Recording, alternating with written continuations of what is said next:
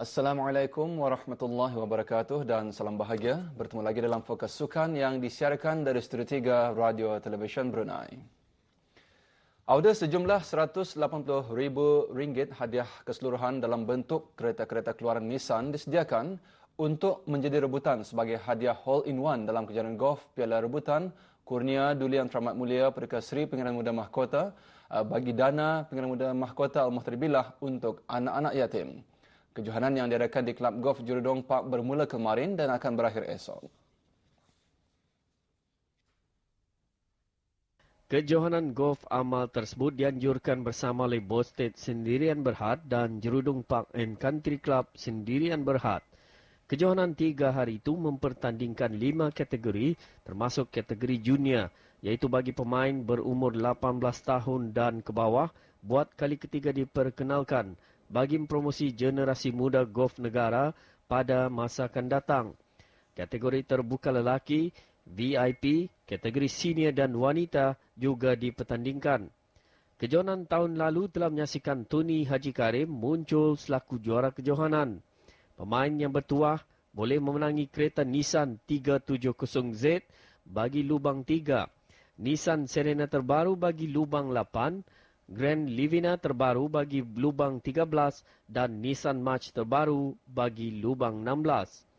Semua hasil dapatan melalui kejohanan itu nanti akan disumbangkan kepada tabung anak-anak yatim Pengiran Muda Mahkota Al-Muhtari Billah. Setelah 9 kejohanan lalu, sejumlah RM228,000 Brunei telah berjaya dikutip dan disumbangkan kepada tabung berkenaan. Seramai 214 pemain telah menyertai pada kejohanan tahun lalu dan telah berjaya mengutip sejumlah RM30,000 Brunei.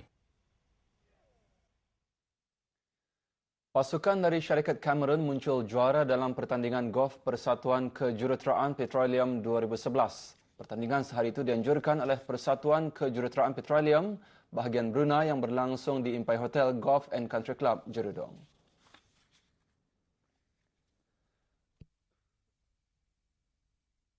Lebih 100 peserta menyertai pertandingan ini yang terdiri daripada wakil-wakil dari 13 syarikat pembekal perkhidmatan dan syarikat pengeluar dan penghasil minyak dan gas dari rantau Asia Pasifik. Di antaranya Brunei Shell Petroleum Sdn Bhd, Petrocon Utama Sdn Bhd, Amtur, Mass Drilling, Seadrill, Schlumberger, Halliburton, Ensco, Total, Veloci, QESS, Sumitomo Corporation Asia, Megalith Sdn Bhd, Baker Hughes, Cameron dan Petronas. Pertandingan bertujuan untuk memberikan peluang tempat yang sesuai dan suasana yang kondusif untuk berinteraksi serta mengeratkan lagi hubungan silaturahim di antara syarikat-syarikat menerusi pertandingan sedemikian. Hadiah-hadiah disampaikan oleh Awang Yap Sinfah, pengerusi Persatuan Kejuruteraan Petroleum bahagian Brunei. Tempat kedua disandang oleh pasukan Schlumberger 1 dan tempat ketiga pasukan HMS.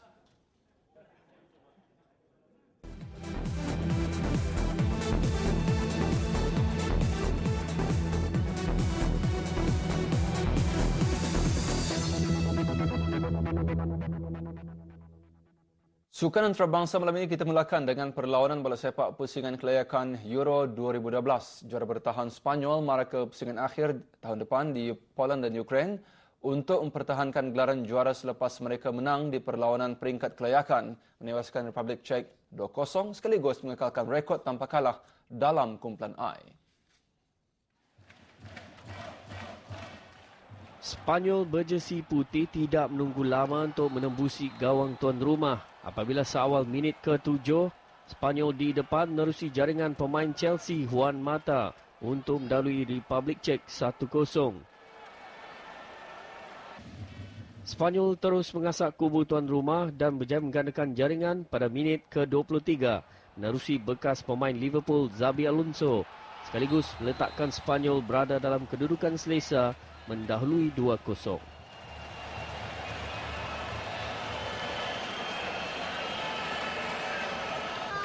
Hasrat Republik Czech untuk menyaingi Spanyol terjejas apabila terpaksa bermain 10 orang selepas Thomas Hubsmann diperintahkan keluar padang kerana mengasari Alonso pada minit ke-70.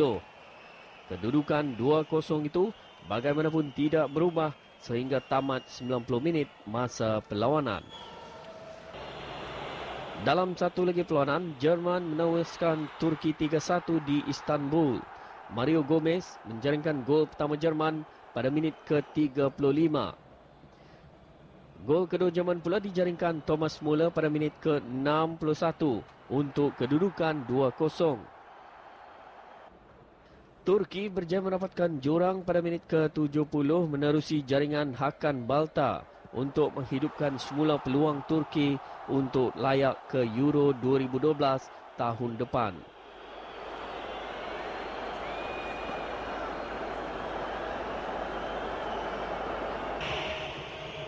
Tetapi jaringan penalti Bastian Schweinsteiger pada minit ke-86 melumpuhkan semangat Turki yang kini turun ke tangga ketiga kumpulan A. Dalam aksi kumpulan C pula, Serbia gagal menundukkan Itali di tempat sendiri. Serbia berjersey merah terlebih dahulu dikejutkan pelawat apabila seawal minit pertama gawang mereka bocor selepas pemain tengah Juventus Claudio Marchisio menjaringkan gol pertama Itali.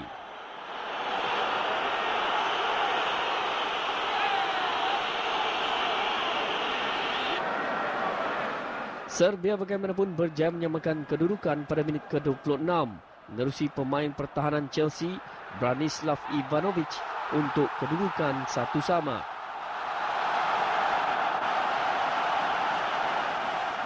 Selepas itu, tiada sebarang gol berjaya dicipta, justru kedudukan 1-1 itu kekal hingga tamat perlawanan.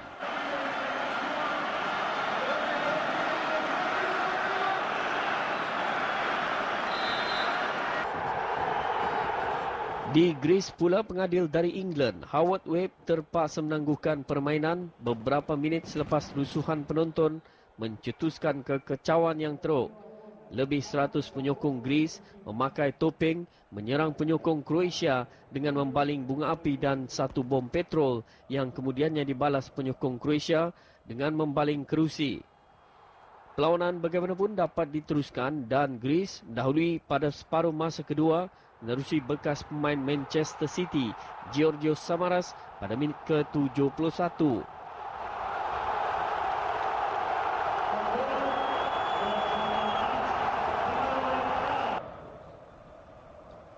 Theofanis Gikas menjaringkan gol kedua Greece pada minit ke-79 untuk memastikan Greece menang dengan keputusan 2-0.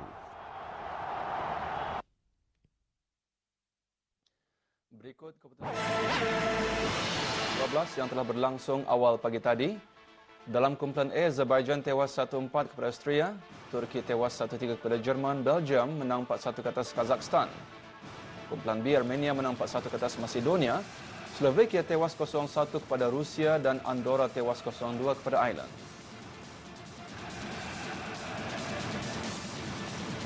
Dalam kumpulan C, Ireland Utara tewas 1-2 kepada Estonia, Serbia terikat 1 sama dengan Itali, kumpulan D, Bosnia menang 5-0 ke atas Luxembourg, Romania terikat seri 2 sama dengan Belarus dan Perancis menang selesa 3-0 ke atas Albania.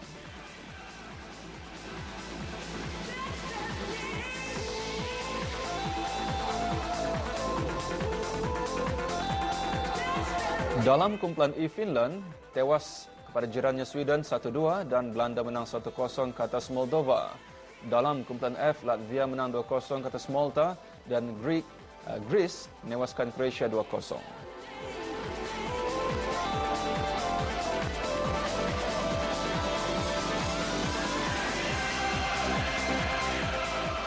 Dalam kumpulan G, Wales menang 2-0 ke atas Switzerland, Montenegro terikat seri 2 sama dengan England. Dalam kumpulan H pula, Cyprus tewas 1-4 kepada Denmark, Portugal menewaskan Iceland 5-3. Dalam kumpulan I, Republik Czech tewas di tempat sendiri kepada Spanyol.